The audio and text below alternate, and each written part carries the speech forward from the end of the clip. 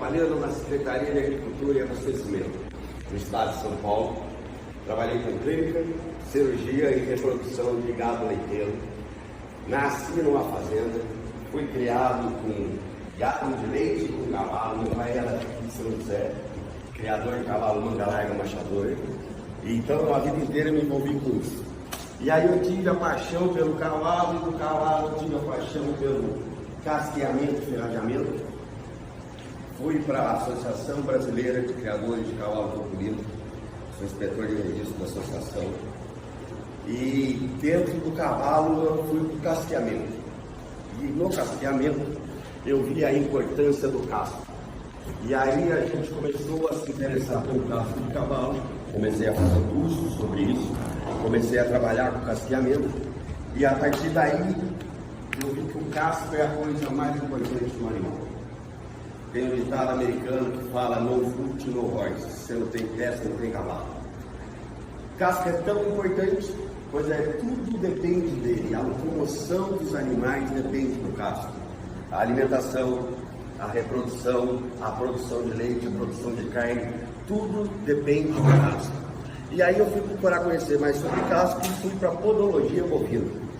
Comecei a ver a importância do casco dos bovinos e vi que dentro da pecuária leiteira é um problema que a gente tem muito grande referente a casco. Por que o motivo disso acontecer na pecuária leiteira? Primeiro, pelo melhoramento genético que vem vindo acontecendo há muito tempo.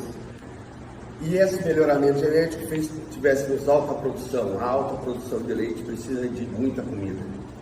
E aí, a quantidade de proteína, a quantidade de energia oferecida por uma vaca de alta produção faz com que isso afete diretamente os cascos. A ideia da gente estar pensando no casqueamento é devido a claudicações que representam as principais causas de dor e desconforto no gado leiteiro.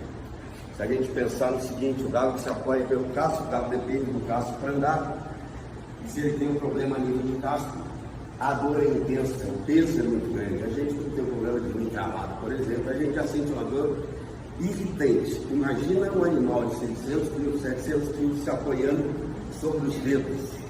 Porque na verdade, quando a gente fala em aparelho locomotor, o bovino está se apoiando sobre 2 dedos.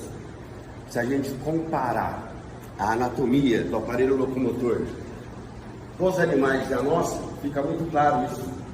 Escápula, húmero, rádio e una, ossos metacarpianos, metacarpo, primeira, segunda e terceira falange.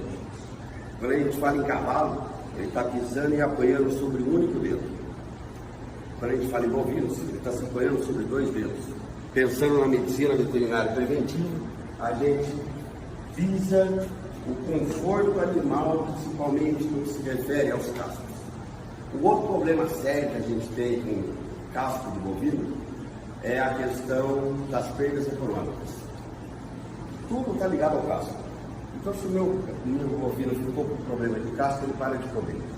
Se a vaca para de comer, o leite para de entrar, porque o leite entra pela boca. Se a minha vaca parou de comer, ela perdeu peso. Se ela perdeu peso, ela não entra em cio. A reprodução para de funcionar, porque o cio também entra pela boca. Tudo depende da comida. E a comida depende inteiramente do casco do bovino. Quando a gente pensa nisso, a gente pensa nas perdas econômicas, são coisas absurdas. Tá? E quando a gente fala em gado, quando a gente fala em propriedade rural, é difícil a gente mensurar a quantidade. Muitos produtores erram nisso. Eles têm muito prejuízo na propriedade porque eles perdem o controle. Coisas de centavos, o preço do leite são centavos que calcula aí. Coisa de centavos de perda que a gente tem numa vaca, se a gente multiplicar isso na quantidade de animais, esses dias atrás eu estava dando curso de manejo de cria e recria pelo Senai. E nesse curso a gente fez um cálculo rápido de uma vaca que atrasou 1 dia de cio, num rebanho de 300 cabeças. E aí a gente calculou se todas essas vacas atrasassem um único dia de cio. E nós chegamos num montante de 19 mil reais por mês, de cento e poucos mil reais ao ano. Um dia de comprometimento do aparelho reprodutivo. Então as perdas econômicas com problema de casco são únicas. Além disso, quando a gente pensa no melhoramento, no casqueamento, a gente está otimizando uma fazenda. Se um cavalo, numa prova de tambor, ele faz um tempo de 17 segundos, você faz um casqueamento bem feito, equilibra ele, põe uma ferradura adequada, você consegue diminuir o tempo. Isso se chama eficiência. Se a gente jogar de leite, conseguir colocar ele em uma situação de conforto, ele vai se tornar mais eficiente, tanto na produção de leite como na produção de carne. A eficiência da propriedade em si aumenta quando a gente coloca como prática de manejo o casqueamento de bovinos. No começo, todo problema do animal, quando é pego no início, é muito mais fácil de ser tratado. Então, quando você tem um contato de manejo de casco com esses animais, automaticamente você está aumentando o cuidado. Isso faz com que você esteja prevenindo as doenças. E é um dos pontos também muito importantes da gente colocar o casqueamento como uma atividade rotineira na propriedade. Para a gente falar em casqueamento, a gente tem que pensar que a gente vai mexer no casco de um animal, a gente na verdade está mexendo na estrutura toda. A gente está mexendo no aparelho locomotor.